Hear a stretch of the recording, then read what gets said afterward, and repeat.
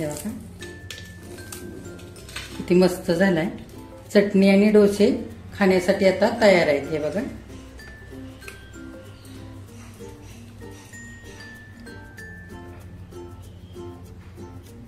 नमस्कार, प्रमिलास रेसिपी मध्ये तुमचं खूप खूप खूप स्वागत।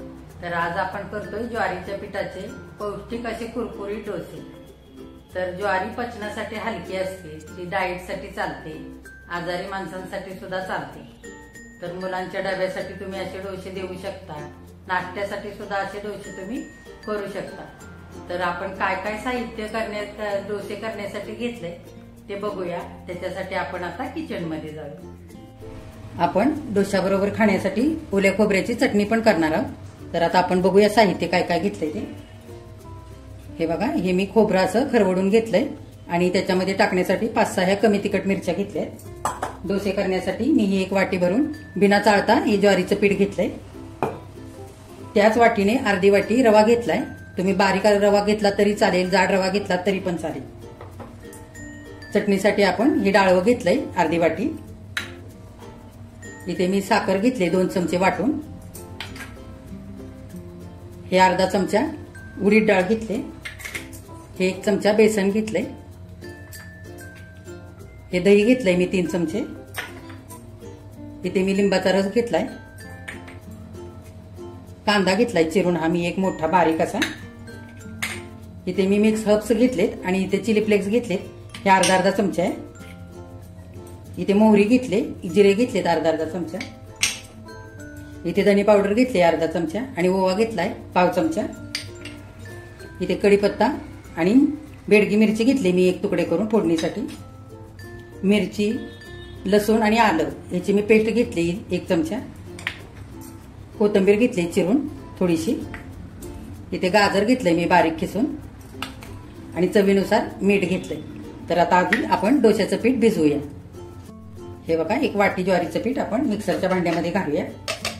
त्याच्याने सगळे जिन्नस पण एकजीव होतील आणि डोसे सुद्धा कुरकुरीत होतील। त्याच वाटीने अर्धा वाटी हा रवा घेतलेला आपण घालूया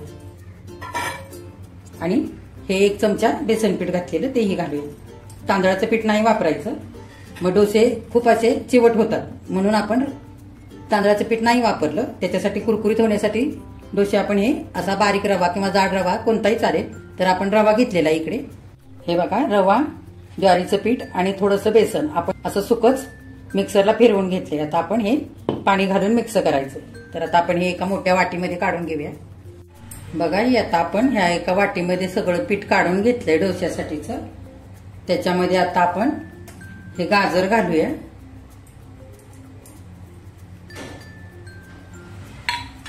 कांदा घालूया, कोथिंबीर घालूया ही बारीक चिरलेली छान। हे बघा,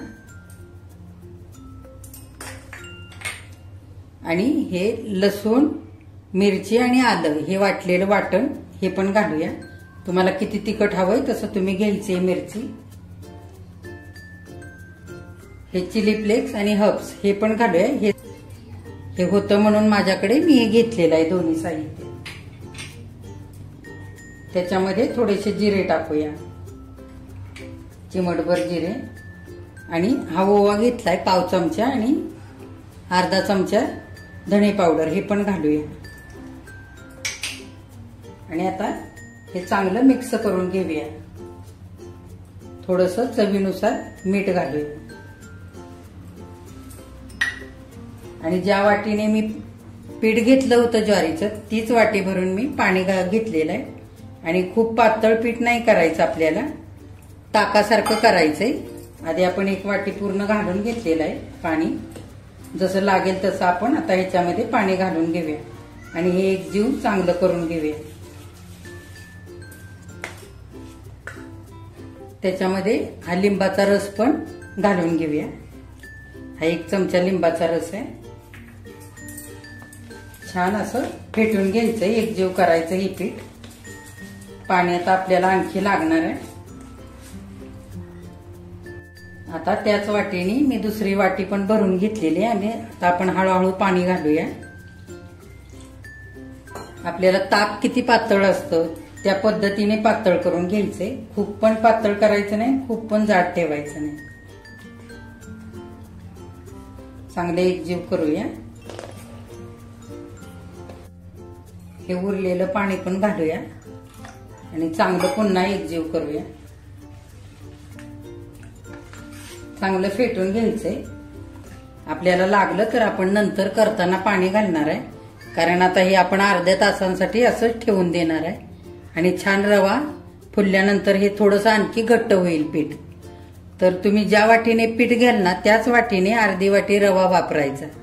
तर आता हे आपण झाकण घालून ठेवूया आणि ओल्या खोबऱ्याची चटणी करूया.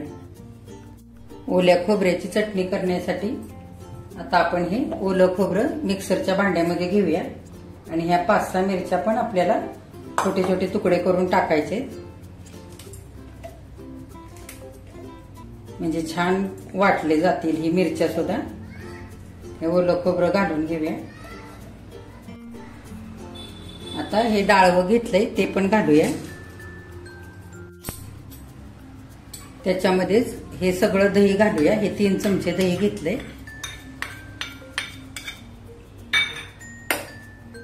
त्याच्यामध्ये चवीनुसार आपण 1 चमचा साखर घालूया.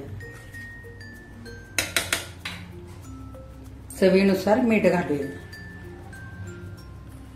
आणि हे थोडंसं आधी असंच फिरवून घेऊया आणि नंतर पाणी घालून छान बारीक वाटून घेऊया. हे बघा, खोबऱ्याची चटणी आता आपली वाटून झालेली आहे. आपण ही वाटीमध्ये ह्या काढून घेऊया. आपल्याला फोडणी पण घालायची आता चटणीवरती. फोडणीसाठी आपण हे भांड गरम करून घेतलेलं आहे. आपण तेल घालूया आता. तेल चांगलं कडकडीत होऊ द्यायचंय. आपण साधारण पोळी भरून तेल घातलेलं आहे. तेल चांगलं गरम झालेलं आहे. आपण कढीपत्ता घालूया, मोहरी घालूया, उडदाची डाळ घालूया आणि ही मिरची घालूया. चांगलं हलवून घेऊया.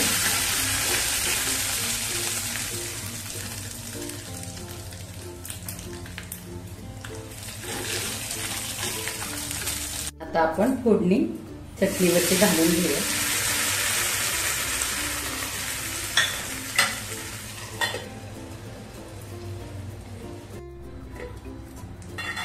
चांगली फोडणी आपण चटणीमध्ये एकजीव करूया.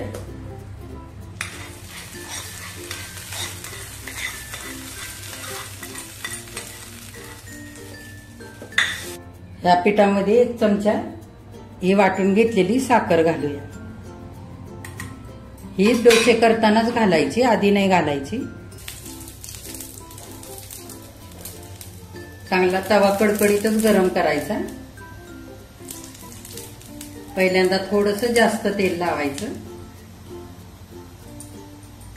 आणि हे डोश्याचं पीठ चांगलं हलवून घ्यायचं, म्हणजे पीठ आणि रवा तळाशी बसत नाही. असं चांगलं प्रत्येक वेळेला हलवूनच घालायचं.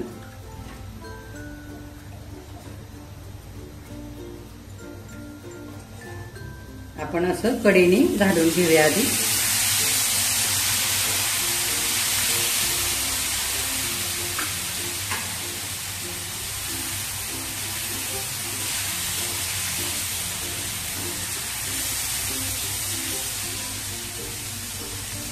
डोश्याची वरची बाजू चांगली सुकलेली आहे. आपण असं वरून थोडंसं तेल लावूया, म्हणजे डोसा छान भाजला जाईल.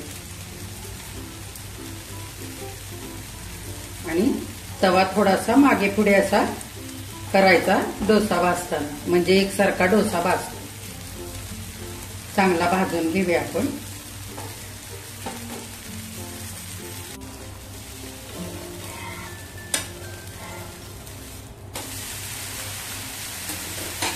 डोश्याला रंग पण किती छान आलाय आणि किती छान दिसतोय बघा.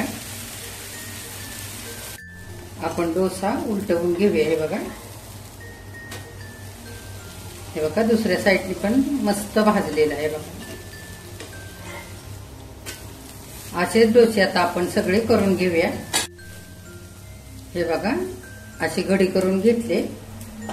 तुम्हाला गोल करून घ्यायचं असेल तर गोल पण करून घेऊ शकता। हे बघा असं जाळीवरती काढूया आणि बाकीचे पण डोसे आपण असेच करून घेऊया।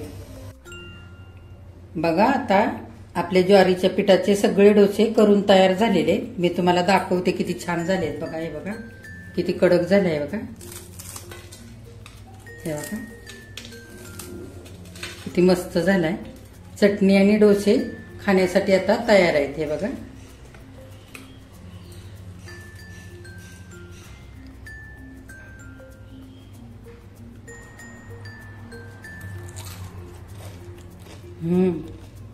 एकदम कुरकुरीत असा डोसा तयार झालाय। आणि माझ्या चॅनेलला लाईक शेअर आणि सबस्क्राईब करायचं आहे।